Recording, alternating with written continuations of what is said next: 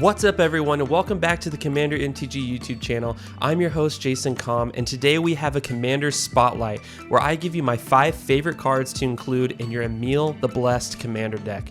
This Selesnya Kommander loves to blink all your creatures with enter the battlefield effects to generate you a ton of value and outpace your opponents. If you like these cards, please be sure to check out my budget deck list in the description below.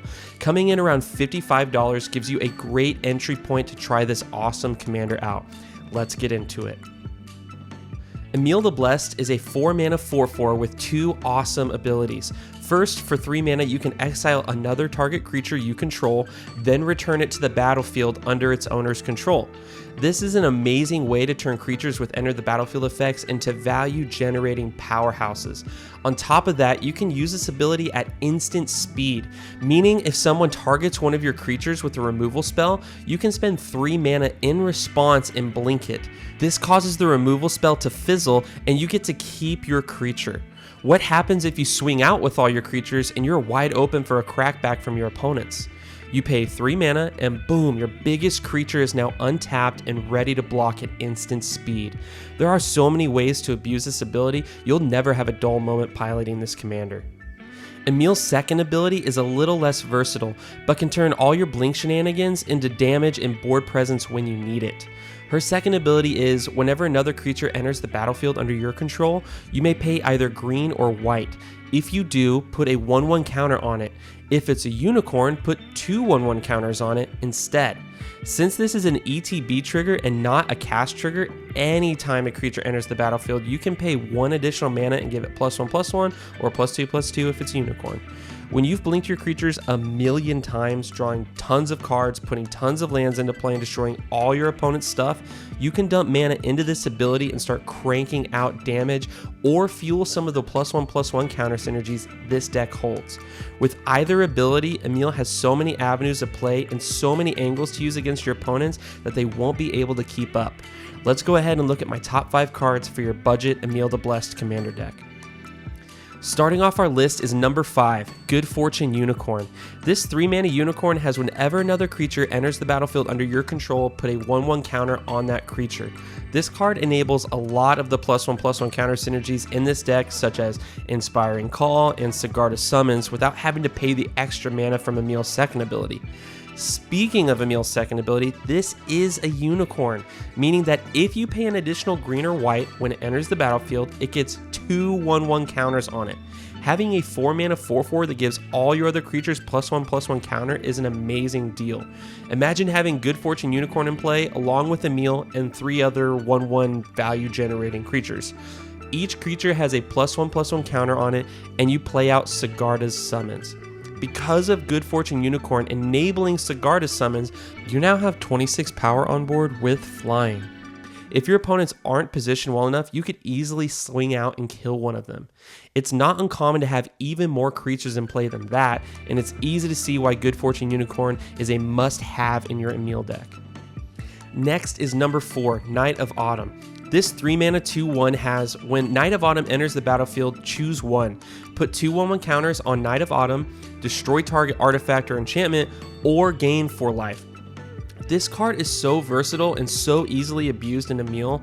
Imagine playing Knight of Autumn and destroying your opponent's Soul Ring, then using Emiel's second ability to blink it for 3 mana and destroy another opponent's Doubling Season. This is repeatable single target removal on a stick that can get rid of all your opponent's troubling artifacts or enchantments consistently. And if you find yourself in a position where your life total is being threatened, then blink Knight of Autumn once or a few times with Emiel's ability and gain an insane amount of life. This card seems innocuous at face value, but with all the ways to blink it in this deck apart from Emiel's ability, your opponents will have to do something about it or they won't have any artifacts or enchantments in play, and you'll have too much life for them to contend with. Next up, number 3, Teleportation Circle. This 4-mana white enchantment has, at the beginning of your end step, exile up to 1 target artifact or creature you control, then return that card to the battlefield under its owner's control. When you have a deck like this built around creatures with enter the battlefield effects, an ability to blink a creature every turn is incredibly powerful. If you need more card draw, blink your Wall of Omens. If you need more removal, blink your Knight of Autumn. If you need more ramp, blink your Farhaven Elf.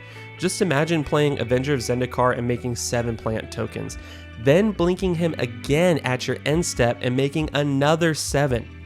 Then imagine you blink him again with Emiel's ability and make 7 more.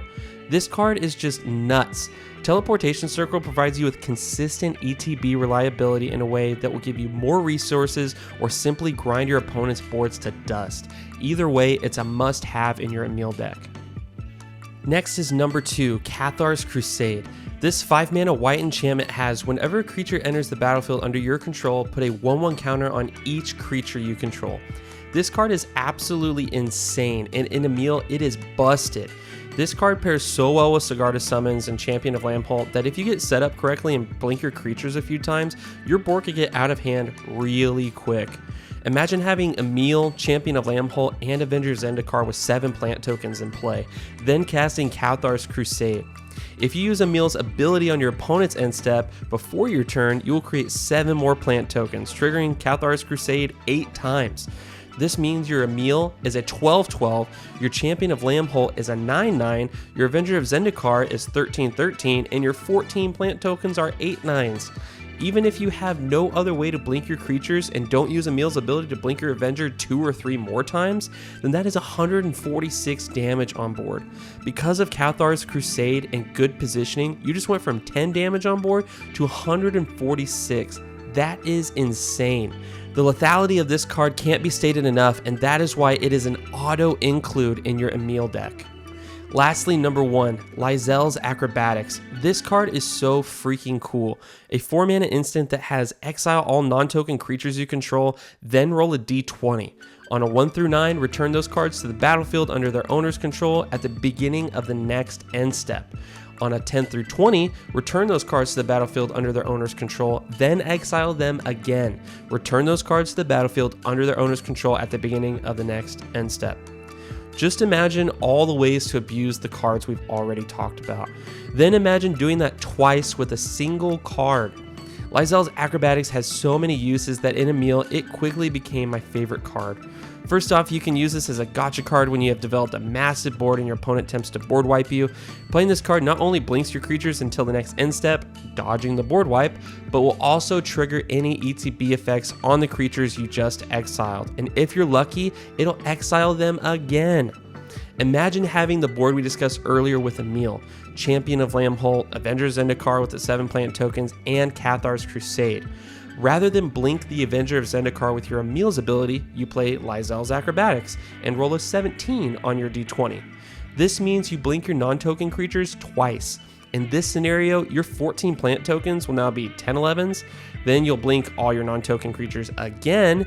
After Lae'zel's Acrobatics, your board consists of a 14/14 Emiel, an 11/11 Champion of Lambholt, a 15/15 Avenger of Zendikar, 14 plant tokens that are 20/21s, and 7 plant tokens that are 10/11s. That is 390 likely unblockable damage thanks to the Champion of Lambholt, and that is game over. That is just one scenario of how Lae'zel's Acrobatics can turn your blink shenanigans up to 11, and that's why it is my number 1 pick for your budget Emiel the Blessed Commander deck. If you're not on a budget and want to take Emiel to the next level, try adding these 3 cards to the list: Panharmonicon, Seedborn Muse, and the Great Henge. These cards are insanely powerful and will make Emiel an absolutely insane value-generating monster. Thanks for watching, everyone. If you like this video, please subscribe to the channel and hit that like button. As a reminder, I built a budget version of Emiel the Blessed with a link to the deck list in the description below. My name is Jason Komm. Thanks for watching Commander MTG. That's Commander with a K. I'll see you in the next one.